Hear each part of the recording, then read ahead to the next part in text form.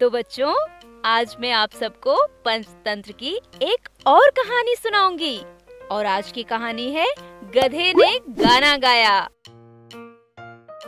एक गांव में एक धोबी रहता था। उसके पास कालू नाम का एक गधा था। कालू दिन भर बहुत मेहनत करता, पर इस मेहनत के बदले उसे पेट भर खाना भी नहीं मिल पाता था। ऐसा नहीं था कि धोबी जानबूझकर कालू को कम खाना खिलाता था। धोबी बहुत ही गरीब आदमी था और चाहने के बाद भी कालू को अच्छा खाना नहीं खिला पाता था। कम खाने के कारण कालू दिन प्रतिदिन पतला और कमजोर होता जा रहा था। कालू को भरपेट भोजन कराने का उपाय एक दिन धोबी ने सोच ही लिया। उसने सोचा कि वह रात को कालू को खुला छोड़ देगा, जिससे वह गांव वालों के खेतों में घूमकर मजे से चर लिया करेगा और वो भरपेट खाना भी खा सकेगा। एक रात को कालू जब खेत में घूम रहा था तो उसकी मुलाकात पप्पू नाम के सियार से हो गई। वो दोनों दोस्त मिलकर हर दिन गांव वालों के खेतों में जाकर कभी कद्दू खाते तो कभी हरी हरी सब्जियां तो कभी हरी हरी घास। दोनों दोस्त मिलकर खूब मस्ती करते और गांव वालों के खेतों में मौज उड़ाते।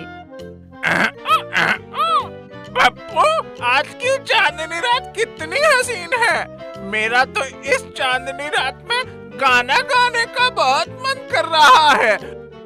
कालू की बात सुनकर पप्पू उछल पड़ा और बोला, पागल हो गए हो क्या तुम? आधी रात को खेत में ढेंचू ढेंचू करोगे तो खेत का मालिक तो आएगा ही। यह गाने गाने का ठीक वक्त नहीं है।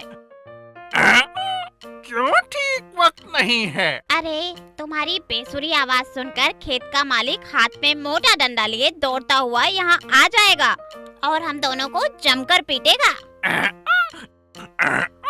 अरे कुछ नहीं होगा यार, तुम तो फालतू में घबराते हो।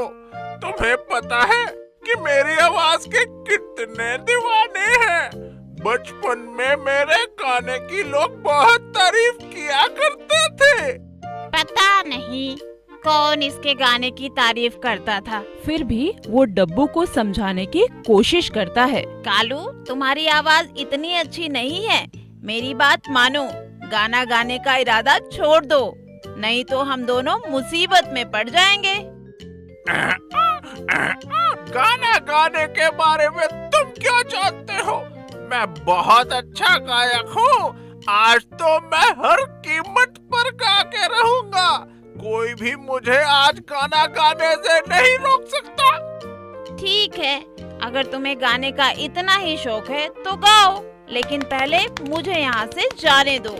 पप्पू की बात सुनकर कालू हंसता है और हंसते हुए बोलता है, ठीक है, जाओ डरपोक कहीं के। तुम मेरी दोस्ती के लायक ही नहीं हो। पप्पू के जाते ही कालू जोर जोर से गाना गाने लगता है।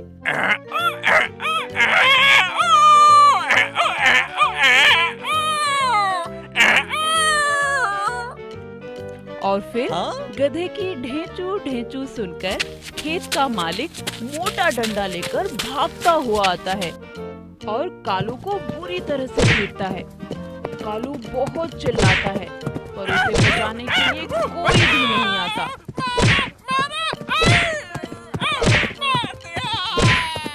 किसी तरह से गिरता पड़ता अधमरी हालत में वह अपनी जान बचाकर भागता है और खेत के बाहर उसे पप्पू मिलता है। पप्पू उसकी हालत देखकर बोलता है, कालू, मैंने तुम्हें गाना गाने से कितना मना किया था, लेकिन तुम्हारी समझ में मेरी एक भी बात नहीं आई। देख लिया ना मेरी बात ना मानने का नतीजा।